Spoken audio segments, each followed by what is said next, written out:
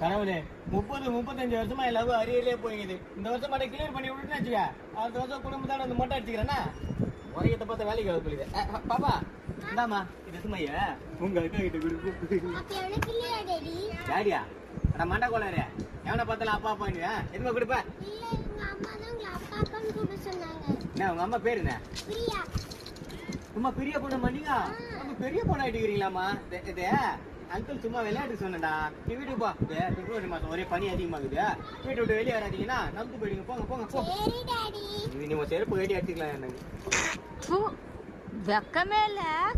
20 வருஷத்துக்கு முன்னாடி உங்க ஆத்தக்காரிக்கு லவ் லெட்டர் தூக்கணும் ஒன்னடா சின்ன பையா. இப்ப அவ பெத்த பண்ணிக்கே லவ் லெட்டர் கொடுக்குற நிலைமை ஆகி போச்சு. என்னமா தெரியும் என்ன மறந்து போய் கண்ணைக்கு ஆகிட்டு இருப்போம். ஒரு மதுரை விருது எல்லாம் கொளுத்திட்டு இருப்பான்னு நினைச்சேன். அத குழந்தை பத்துக்கிட்டு வேலையா இருந்துக்கிறா போல இருக்குது. இவரோட பொண்ணு ஆயிட்டுக்குதுமா.